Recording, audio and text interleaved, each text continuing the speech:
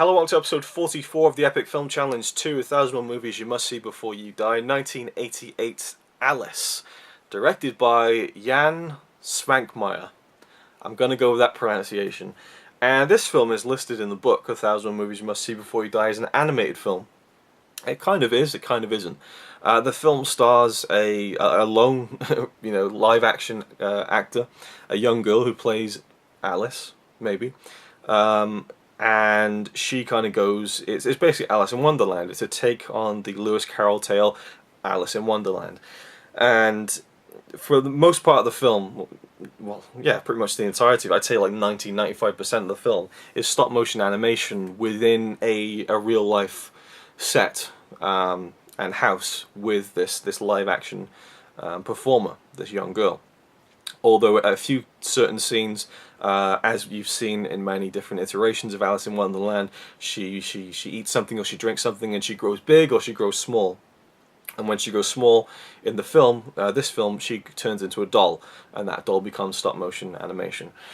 So it's a dark tale, a dark take, I should say, on the tale of Alice. And it is just, it's an interesting one. I was expecting to absolutely love it. I was expecting to be blown away by it, and neither of those things really happened. I know it's held in high regard. I know a good friend of mine absolutely loves it, but it didn't really connect with me. But I really appreciated what it was, and I respected it. The animation is phenomenal, the stop motion, because it's unlike any stop motion animation I've seen, which is one of the trademarks of these videos. It's unlike anything I've ever seen, but it really was. You know, I defy you to find a film that's like Alice that hasn't been directed by this director. The young actress who plays Alice, obviously, it's rare to see an actress or actor that young give a phenomenal performance, but she was very good. And I liked how the film was told, because you see Alice going through this Wonderland, and the young girl is narrating it as it happens, but not as she's standing there in the situation, but we keep cutting to this super close-up shot of just her lips. And what usually will happen is, say we see Alice walking through a room like that, and she'll say Alice was walking through the room and thinking this to herself, and then at the end of the sentence, to herself, it will then cut to the mouth saying to herself. That's just an example. That doesn't happen in the film, but it's usually something like da da da da da to the mouth, said the White Rabbit, or whatever, and so I was kind of getting captivated by just the way that she kept saying White Rabbit, or the way that she kept saying the Mad Hatter. And because it's a language, the film was made in Czechoslovakia, I think. I really don't know which country I should say that it's from, which language that it's even in fact. I think it's Czech, I'm not sure. Either way, it's a language I've never really heard and not familiar with, so I was kind of captivated by that whenever it came about. And it isn't that often. At least in the first half of the film. It picks up more towards the end when more characters get introduced, but yeah, so I liked how she kind of went into the world, but really it kind of just felt like the director either bought this abandoned house that was in ruin, or it's a big set that is made to look, just run down and horrible. But it all feels very claustrophobic, and like it actually all takes place inside this one small house in a couple of different rooms.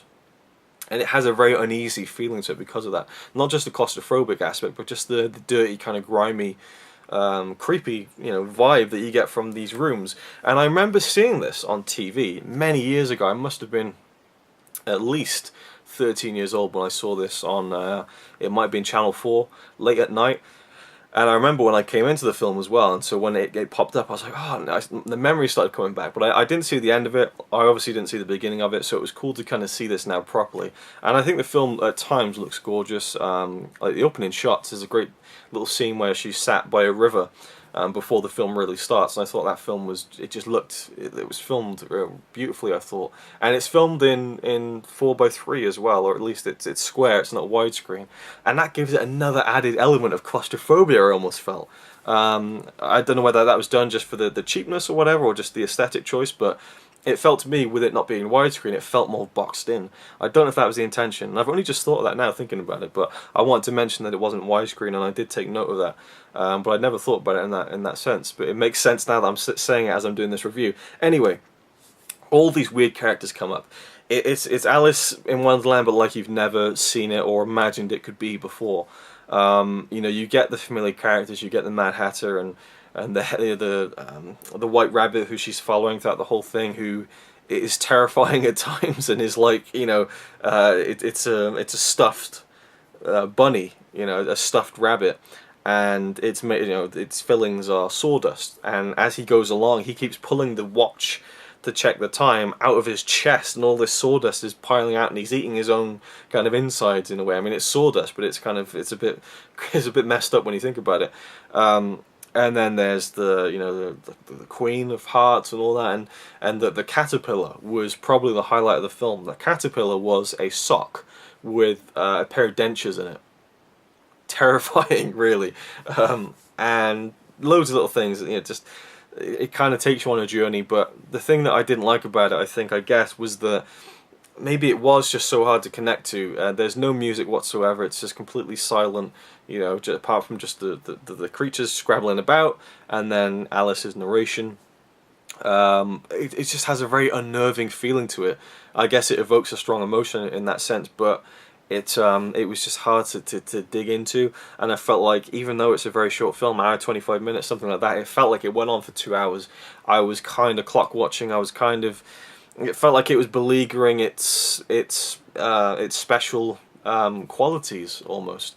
The stop motion stuff is brilliant. I loved watching it, but it almost went on too long, and each scene kind of digressed a bit too longer than I would have liked. Well, not each scene, but some of them. Not every scene, I should say. You know, I'm not kind of knocking the whole film. There's a bit where she takes these two pieces of a wooden mushroom, and she eats one part, and all these trees grow on the other side of the room. She eats another bit of the one on the right hand side that she's got on the right hand, and the trees all shrink down. Okay, take that for things to grow, take that for things to shrink. And then she goes, She bites this one again, the trees come up. She bites this one again, the trees go down. And it has to be the same shot, just recycled. And I thought, yeah, we get the point. This is wasting like 10 seconds of time here, which doesn't seem like a lot. But, you know, sometimes, 10 seconds can be, you know, pretty crucial sometimes to a scene, I think, when you think about it. And there's another point where, like, she opens the door and peels her head around, and I was sure that it's the same shot from earlier on in the film. So it felt like it was kind of like, let's fill the time up a bit. And yeah, that's my only criticism, but I feel like it's a big one that kind of put me off a little bit, I have to say. Now, is it a film you must see before you die? Yes, it is. It absolutely is, because this could be something that could be one of your favourite films. This is something that could just blow you away and show you something you've never seen before, and something you could really appreciate if you like stop motion animation, if you like the Alice in Wonderland story. I still think, to me, do I have it here actually? I could quickly just yank it out of the shelf. Do I have it? Yeah, I do. The Disney film, Alice in Wonderland. I feel like this is just an amazing animated film. I think it's wonderful, and I think it's better, you know, and I got no problem saying that. And I'm not saying that, oh, this is better, so that one's bad. I'm just saying I would much prefer to watch this film, which is it around it's 75 minutes, so it's pretty much it's shorter, and it feels like it packs in a lot more. And I just, you know, it is a more simple, straightforward, kiddie version of it. And I will say that the ending of this film, Alice, is quite a fun one that I found quite darkly humorous, I have to say, and I appreciated the ending very much. But yeah, I mean, to me, I would just go to the Disney film. But I like that there's this different version of it out there. You know, it blows the Disney, the live action Disney version out of the water, Tim Burton's. I mean, I enjoyed that quite a bit, but there's a bit more integrity, perhaps, to this one. And I will rewatch it again. I feel like this could be a grower. I really do. And I will definitely watch it again in the future. Maybe even a couple more times, just to kind of, you know, maybe see if I can see something different. Maybe it was the mood I was in, you know. But I definitely feel like my criticisms stand, and I stand behind them. But it is a film you must see before you die, because it's that phrase that's going to get worn out by the end of this. It's unlike anything I've seen before, and I respect the originality of that artistic intention, and I'm almost as pretentious as, you know, the film itself. I don't know. So that's about it. Nothing more I can say, I don't think, really, but it's worth a shot. You could definitely watch it and hate it. Don't get me wrong. I could totally see people who just don't like this film at all. Definitely. I'm kind of in the middle. Maybe just a little bit more towards liking it. But yeah, I definitely need to rewatch it a few more times. But I'm standing by the judgment that it is a film you must see before you die. Thanks for watching.